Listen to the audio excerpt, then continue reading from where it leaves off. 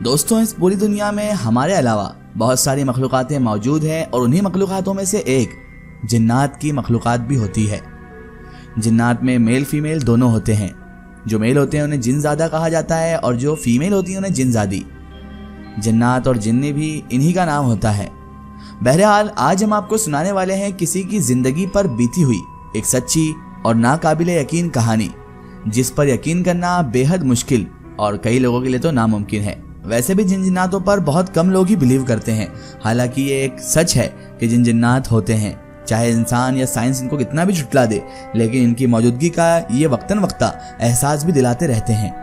آج کی کہانی سننے کے بعد شاید بہت سارے لوگوں کا پوائنٹ آف ویو جناتوں کو لے کر چینج ہو جائے گا، تو چلیے اس شخص کی زبانی سنتے ہیں اسی کی کہانی۔ یہ کہانی ہے میرے ایک دوست شاداب کی۔ میرے اس دوست کی آواز بھی بہت اچھی تھی۔ ہمارے محلے میں ایک بہت بڑا میدان تھا۔ اس میدان میں درمیان سیمنٹ کی ایک پچ بھی بنائی گئی تھی اور اسی پچ پر محلے کے کرکٹ کھیلنے والے لڑکے کرکٹ کھیلا کرتے تھے۔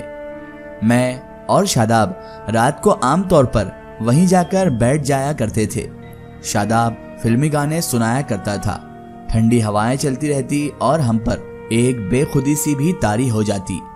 میں نے ایک بات نوٹ کی تھی کہ رات کے وقت جب ہم وہاں جا کر بیٹھتے ہیں اور سلمان گانا سناتا ہے تو اس کے چہرے پر ایک خاص قسم کی چمک دکھائی دیتی ہے۔ بہت ہی خوبصورت اس کا چہرہ ہو جاتا ہے۔ خوبصورت تو وہ ویسے بھی تھا، لیکن اس وقت جب وہ گانا سناتا تھا وہ اور بھی زیادہ حسین معلوم ہوتا تھا۔ ایسا لگتا تھا مانو یہ وہ شاداب ہی نہیں جو دن میں میرے ساتھ رہتا ہے، بلکہ ایسا لگتا تھا یہ کوئی اور شاداب ہے جو کہ بڑا ہی خوبصورت اور بہت زیادہ حسین ہے۔ شاداب اپنے گھر کا ایک ہی بیٹا تھا، یعنی اس کے ماں باپ کا وہ اکلوتا بیٹا تھا، جبکہ اس کی 2 بہنیں بھی تھیں۔ شاداب بہت خوبصورت لڑکا تھا، بہت اسمارٹ، ڈیشنگ، گڈ لکنگ۔ اس میں ایک اور ہی طرح کی کشش تھی جو شاید لاکھوں میں کسی ایک کو نصیب ہوتی ہوگی۔ اس کے گھر یا خود اس کی معاشی حالات جیسی بھی ہوں، میں نے اس کو ہمیشہ خوشی دیکھا تھا۔ اس کے چہرے پر وہ کشش جو کہ بہت لاکھوں میں کسی کو نصیب ہوتی ہو برقرار دیکھی تھی۔ ایسا اطمینان بھی بہت کم لوگوں کے چہروں پر ہوتا ہوگا۔ یہ کہا جائے کہ وہ ہر لحاظ سے ایسا نوجوان تھا جس پر کوئی توجہ دیے بغیر نہیں رہ سکتا تھا۔ مجھے معلوم ہے کہ محلے کی کئی لڑکیاں اس پر دل و جان سے عاشق تھی، کئی لڑکیاں اس پر فدا تھیں اور شاداب کو ان سب چیزوں کا کوئی گمان بھی نہیں تھا۔ شاداب ان سب چیزوں سے پرے تھا۔ شاداب ان کے چکروں میں نہیں پڑتا تھا۔ کہا کرتا تھا بھائی جان مجھے ان لڑکیوں سے کوئی دلچسپی نہیں ہے، یہ خواہ مخواہ اپنا وقت برباد کرتی رہتی ہیں، لیکن یار پھر بھی تمہیں بھی تو کبھی نہ کبھی کسی سے محبت ہو ہی جائے گی۔ ہو سکتا ہے، لیکن بھائی جان اگر کوئی ایسی بات ہوئی نا تو سب سے پہلے آپ کو ہی بتاؤں گا میں۔ کچھ دن گزرے ہی تھے کہ اس نے ایک عجیب انکشاف کیا۔ بھائی جان ایک لڑکی سے مجھے عشق ہو گیا ہے۔ کیا بات کر رہے ہو؟ مبارک ہو، کون ہے وہ خوش نصیب اور کیا نام ہے اس کا، کہاں رہتی ہے؟ تو وہ تھوڑا سا ہڑبڑایا اور کہنے لگا وہ بھائی جان یہ تو سب میں نہیں جانتا۔ میں نے اس سے تعجب سمجھا، کیا مطلب، کیا تم اسے جانتے ہی نہیں ہو؟ تو وہ کہنے لگا نہیں یہ سب معلوم کرنے کی ہمت ہی نہیں ہوئی بھائی جان، کیونکہ وہ بہت خوبصورت ہے، بہت دلکش ہے، میں تو بس اس کے سحر میں گم ہی ہو جاتا ہوں۔ اللہ کے بندے یہ تو معلوم ہوگا نا کہ وہ رہتی کہاں ہے اور تمہاری اس سے ملاقات کہاں ہوئی ہے۔ یہ تو نہیں بتا سکتا کہ وہ رہتی کہاں ہے، لیکن ہاں بھائی جان یہ ضرور بتا سکتا ہوں میں اس سے ملا کہاں پہ ہوں، یہ میں جانتا ہوں بھائی جان۔ کیا آپ یقین کریں گے کہ میں 3 راتیں اس کے ساتھ بیٹھ کر گزار چکا ہوں۔ میں نے اس کی طرف دیکھا جیسے اس کا ذہنی توازن خراب ہو چکا ہو، کیونکہ ظاہر سی بات ہے وہ باتیں ایسی کر رہا تھا کہ 3 رات اس کے ساتھ گزار چکا ہے اور پتہ نہیں کیا کیا باتیں کر رہا تھا، تو مجھے لگا اس نے اپنا ذہنی توازن کھو دیا ہے۔ جیسے ہی میں نے اسے عجیب و غریب انداز میں دیکھا تھا، اس طرح سے دیکھا تھا کہ مانو جیسے وہ کوئی پاگل ہو، اپنا دماغی سنتولن کھو چکا ہو، تو وہ میرے دیکھنے کے انداز سے سمجھ گیا، کیونکہ شاداب جتنا خوبصورت تھا اتنا ہی ذرا سمجھدار بھی تھا، اور مجھے کہنے لگا نہیں بھائی جان ایسی کوئی بات نہیں ہے، میں پاگل نہیں ہوا ہوں، آپ بے فکر رہیں۔ تو میں نے کہا اچھا تو پھر جو تم بول رہے ہو وہ کیا ہے؟ تو وہ کہنے لگا اب میں بتاتا ہوں کہ وہ کیا ہے۔ بھائی جان 1 ہفتہ پہلے اسی طرح رات کو میں واپس گھر جا رہا تھا کہ کسی نے مجھے آواز دے کر روکا۔ वह मुझे मेरे नाम से बुला रहा था। मैं मेरा नाम सुनकर रुक गया।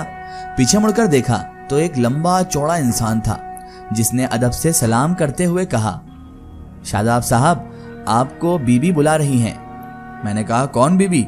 वह सामने गाड़ी में है। ऐसा कहकर उस लंबे चौड़े इंसान ने मुझे गाड़ी की तरफ इशारा किया। मैंने पहले उस गाड़ी पर ध्यान नहीं दिया था। वह छोटी सी गाड़ी थी। रात के वक्त भी उस पर पर्दे खिंचे हुए थे, इसलिए अंदर बैठने वाले की शक्ल दिखाई नहीं दे रही थी। देखो, शायद तुम्हें कोई गलतफहमी हुई हो, शायद तुम्हें किसी और को बुलाना होगा। मैंने उससे ऐसा कहा, भाईजान। तो उसने कहा, नहीं नहीं, आपको ही बुला रहा हूँ और बीबी जी ने भी आपको ही बुलाया है। आइए, आप मेरे साथ आइए शादाब साहब। मैं उसके साथ उस गाड़ी तक आया। मुझे नहीं पता कि मैं एक अजनबी इंसान के साथ क्यों चलने लगा, पर ऐसा लगने लगा था खुद पर मेरा इख्तियार नहीं था। उसी वक्त गाड़ी का पिछला दरवाजा खुला और एक इंतहाई खूबसूरत और दिलकश आवाज आई, घबराएं नहीं, बैठ जाएं। भाईजान, सच तो ये है कि उस आवाज ने मुझे मदहोश ही कर दिया था। आप यकीन नहीं जानते, उस आवाज में इतनी कशिश और ऐसी आवाज थी कि मैं जो है मदहोश हो चुका था। मैं उसके साथ बैठ गया। वह शख्स अगली सीट पर बैठ गया था। भाई साहब, मैं नहीं बता सकता इस वक्त मेरी क्या हालत हो रही थी। कार में बिल्कुल अंधेरा था, इसलिए उसकी सूरत मुझे दिखाई नहीं दे रही थी, लेकिन उसके जिस्म और उसके लिबास से उड़ने वाली खुशबू ने मुझे पागल करके रख दिया था। मैं पूरी तरह बावला और पागल हो चुका था। एक ऐसी बेखुदी की कैफियत थी कि मैं उसका इजहार भी नहीं कर सकता, आपको लफ्जों में बयान भी नहीं कर सकता। मैं शादाब की सारी बातें सुन रहा था और मैं शादाब के बारे में जानता था। वह एक सीधा साधा जवान है और झूठ नहीं बोला करता, या कम से कम ऐसी दास्तान बताने की उसमें सलाहियत तो नहीं थी, क्योंकि वो बिल्कुल सादा दिल इंसान था। सादा दिल, सीधा साधा इंसान, वो ऐसी कोई कहानी नहीं बना सकता था। मैं उसे बड़ी गौर से देख रहा था। वो बेखुदी के आलम में बोला जा रहा था। कहने लगा, भाईजान, मैं नहीं जानता कि कार किन किन रास्तों से जा रही है। इतना होश ही नहीं था मुझे। मेरे जहन पर तो बेपनाह मदहोशी तारी थी। ऐसा सुरूर मुझे मिल रहा था कि बस कुछ ना पूछिए। जबकि मैं उस लड़की की सूरत भी नहीं देख पाया था, उसे देखा भी नहीं था। तो मैंने उसकी बात काटते हुए पूछा, बस उसने तुमसे कुछ बात तो की होगी ना? नहीं, वो तो रास्ते भर बिल्कुल खामोश रही भाईजान, कोई बात ही नहीं हुई। और मुझे भी इतना होश कहाँ था कि मैं उस पर ध्यान देता कि वह मुझसे बातें करती। मुझसे बात कर रही है या नहीं, ये सब मुझे नहीं ध्यान है। मैं थोड़ा सा हंसा और मैंने कहा, शादाब भाई, बड़ी हैरत अंगेज कहानी है तुम्हारी। तो वो और ज्यादा अजीबो गरीब अंदाज में कहने लगा, भाईजान, हैरत तो अब शुरू होगी। वह मुझे अपने साथ एक बड़े से मकान में ले आए। मैं नहीं जानता कि वह मकान कहाँ है। उसको बाहर से भी देखने का मौका नहीं मिला था। गाड़ी गेट के अंदर ही पार्क हुई थी। फिर मुझसे कहा गया कि मैं उतर जाऊं। मैं उतर गया। मेरे साथ बैठने वाली भी उतर गई और उस वक्त भी मैं उसे देख नहीं सका, क्योंकि उसने खुद को एक शॉल में इस तरह से लपेट रखा था कि उसका चेहरा भी छिप गया था।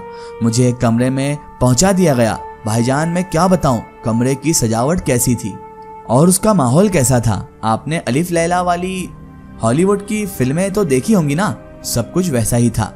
मैं तो ये सब देखकर दंग रह गया था। अब मुझे शादाब साहब की कहानी बहुत पकाऊ लग रही थी और मुझे इस पर यकीन नहीं हो रहा था, लेकिन क्या कर सकता था, दिल भी नहीं तोड़ सकता था, इसलिए सुनना जारी रखा। अब शादाब भाई ने कुछ ऐसा कहा जिसे सुनकर मेरे होश उड़ गए। इसकी आएगी स्टोरी हम देखेंगे इसके अगले पार्ट में। दोस्तों, अगर आप भी अपनी जिंदगी की कोई सच्ची कहानी या सच्ची घटना हमारे चैनल से शेयर करवाना चाहते हैं और आप चाहते हैं कि आपकी स्टोरी भी माई स्टोरी बुक चैनल से शेयर हो, तो आप हमें हमारे फेसबुक पेज पर कांटेक्ट कर सकते हैं और अपनी स्टोरी वहां पर हमें बता सकते हैं।